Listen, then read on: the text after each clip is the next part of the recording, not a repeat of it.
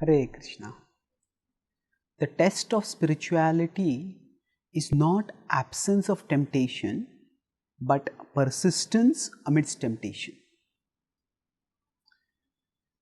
Sometimes we think that if we are to be serious spiritually, we should be free from all sensual desires. We should not get tempted by worldly objects.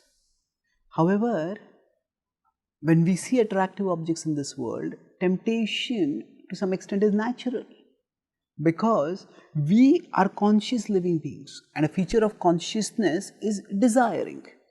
So when we see something attractive, naturally we will desire it. Now, the power of desire is a power that we are meant to channel properly, not curb entirely. The power of desire is something to be channeled, not curbed. That means, if say somebody is an animal trainer who is training an animal. Now, the whole purpose of training the animal is not to kill the animal or to drive away the animal, to get rid of the animal. It is to make the animal do the will of the trainer. So, if we consider the desire to be like that, then it needs to be trained. It needs to be tamed and trained. So,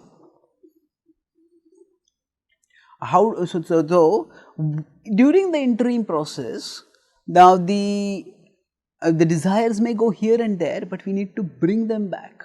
We may still get tempted by certain things, but we don't act on those temptations. So, rather than thinking of our consciousness as just monolithic, we can understand that there are many desires within a consciousness, and some desires are healthy. They will promote our restoration of spiritual health, and some desires are unhealthy. They will make us subsumed more in materialistic consciousness and subject us more to the miseries of material existence. So, we cannot wish away the materialistic desire. Just as if a person has been unhealthy, the symptoms of the disease won't go away immediately. But as long as they are taking the treatment by which they can be cured, then they are on the path to recovery. So, like that, we have healthy desires, the desire to bring out our best and to offer it to the best reality, that is Krishna, God, who is all attractive.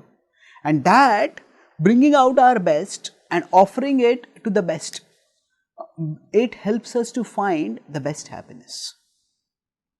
So, now in this process, when we are determinedly practicing Bhakti Yoga, we are trying to connect with Krishna. At that time, there may be worldly objects which may tempt us. So, the test of our spirituality is not the absence of temptation, it is persistence amidst temptation.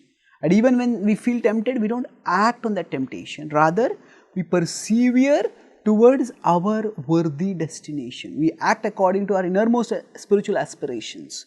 So, Krishna tells in the Bhagavad Gita 5.23, Shaknoti haiva yah sodhum praksharir vimokshanat kama krodhodbhavam vegam sayuktah sasukhi naraha. So, he says, if we can tolerate the power of desire and anger and still persevere, then we will be yukta, we will be well situated, spiritually connected, and we will become satisfied. Sasukhi naraha. So, rather than unrealistically expecting that we should not get tempted, we can focus on not getting distracted, not letting ourselves become deviated, and we can stay persistent on the path of spiritual growth. And then as we become increasingly purified and satisfied in Krishna, then even the temptations will start disappearing and we will attain eternal happiness in absorption in Krishna. Thank you. Hare Krishna.